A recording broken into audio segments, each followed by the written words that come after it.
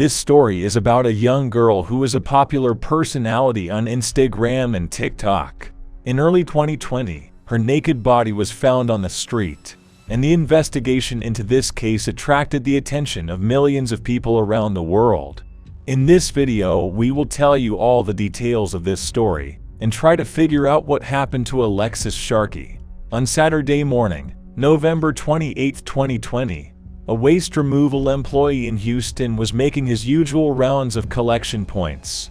At some point, he noticed something strange in the bushes along the road, something similar to a human body.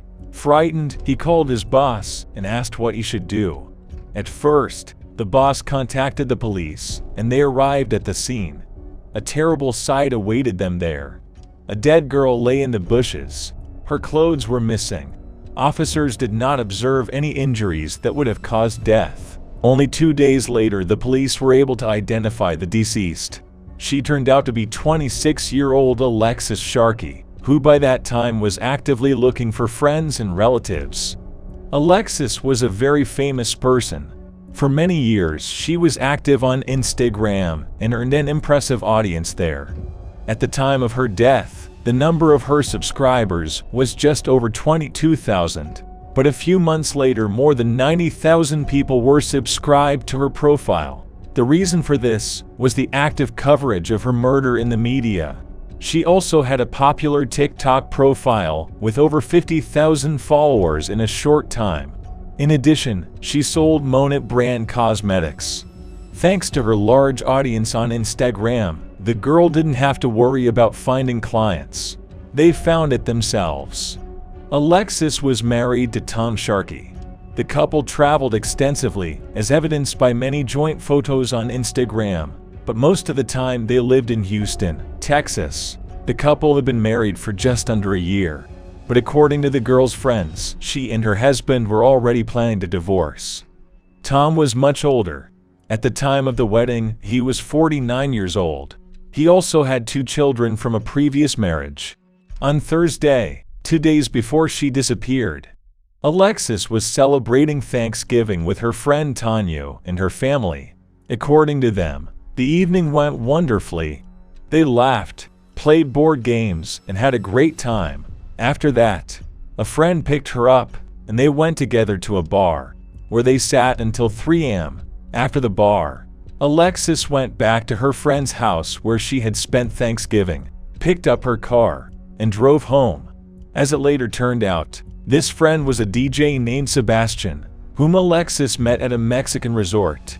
It is not entirely clear whether there was a romantic relationship between them. Some friends say that they actually met. Others claim that Alexis was just friends with him because she didn't want to cheat on Tom. Alexis' friends and family became concerned the next day after Alexis stopped responding to messages. For her, this was something out of the ordinary. All her activities took place via the internet, so Alexis was constantly in touch. None of the friends could remember a time when a girl did not respond to their message for a long time. On Saturday, November 28th, Tom called Alexis' mother and said she was missing. According to her husband, he last spoke to her on Friday. A few hours later, the girl's mother posted a message on Facebook about her daughter's disappearance. She asked anyone who may have any information about her whereabouts to contact police. But a little later, she admitted to reporters that she had initially prepared for the worst. She had a premonition that something truly terrible had happened to her daughter. Alexis's parents lived in Pennsylvania and last saw their daughter a year before these events. The reasons for this were anti-COVID restrictions, which made it difficult to travel between states. The family planned to see each other for Thanksgiving, but by this time the pandemic was just gaining momentum, and they decided to abandon this idea. This Thanksgiving was Alexis's last. On November 28, when the bodies had already been found, and the girl's mother and friends were trying to find her, the police had not yet established the identity of the deceased. It wasn't until November 30 that the girl's husband arrived at the morgue to look at a body matching Alexis' description. The police were unable to establish her identity on their own, since she had literally not a single thing with her. No documents, no smartphone, no wallet. This case immediately received wide publicity.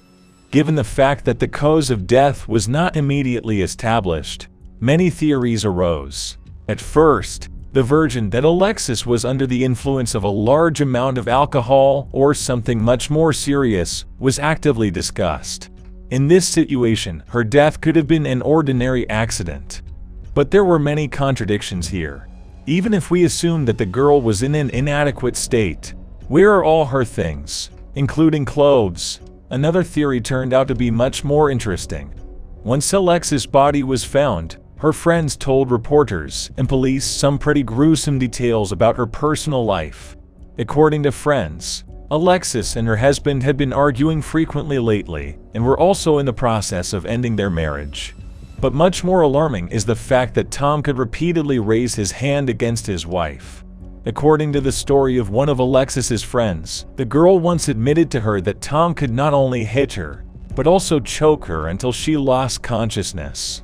Such cases happened repeatedly. Two friends also said that Alexis complained several times about being beaten by her husband.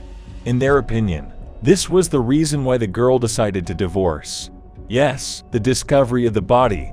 When Alexis' friends tried to find her, they called Tom. He said that before her disappearance, there was an argument between them, after which Alexis ran out of the house, got into a black car, and drove off in an unknown direction. Later he will say that there was actually no quarrel, and will also state that the girl left the house on foot. At one point, he said that he followed Alexis in his car, using an application that tracks the location of the smartphone using GPS.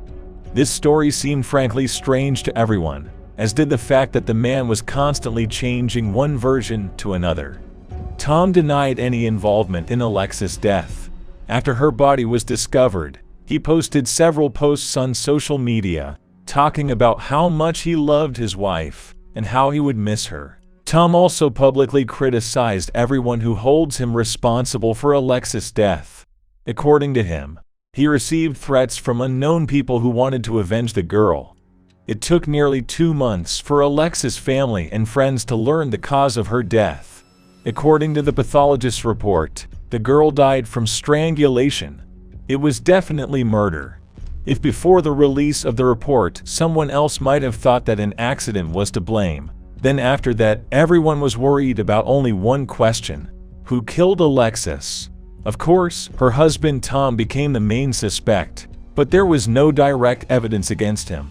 In addition, the man voluntarily cooperated with the police on an ongoing basis. There were some very strange moments. Alexis's mom wanted to bury her in Pennsylvania, where she was born, and Tom agreed with that. According to the law, he had to make the decision on the location of the burial. It was only when the mother began preparing the funeral that Tom suddenly stopped answering her calls and did not sign the documents necessary to transport the body to Pennsylvania.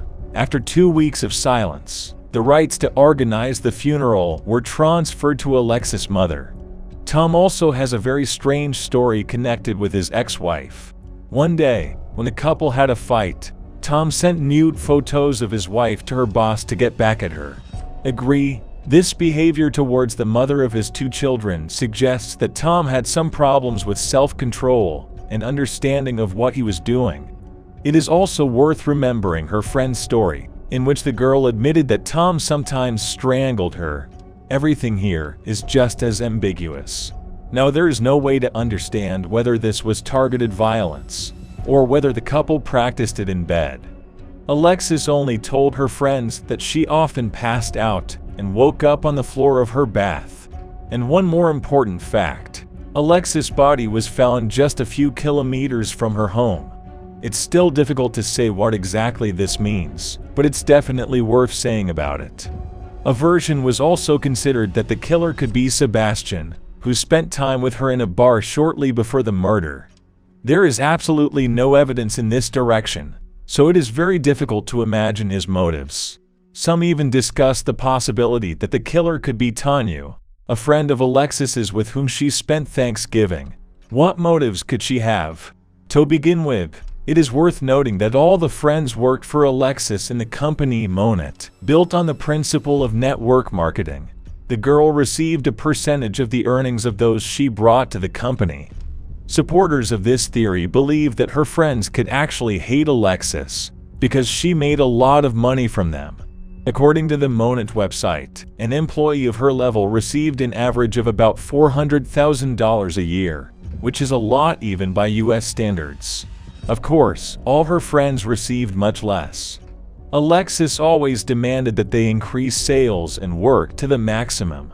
If you stick to this theory, her friends could have killed her and made up all these stories in which Tom constantly beat his wife and threatened her. No one except her friends had this information, including Alexis's mom, and she were very close. Moreover, my mother did not know that Tom and Alexis were going to divorce. There were also no documents confirming this fact. But in the end, the investigation established that Tom Sharkey was the only person who had the means, motive, and opportunity to commit murder. Tom Sharkey initially evaded police by leaving Houston for Georgia just 2 weeks after the investigation into his wife's murder began. Authorities also tried to obtain DNA from him in August 2021, but he refused. It was also noted that Tom Sharkey did not report his wife missing, but Alexis' parents and her friends did. When trying to detain Tom, it turned out that he was in the house of his eldest daughter from a previous marriage. When the police rang the doorbell, Tom, realizing that retribution was inevitable, shot himself in the head with a pistol.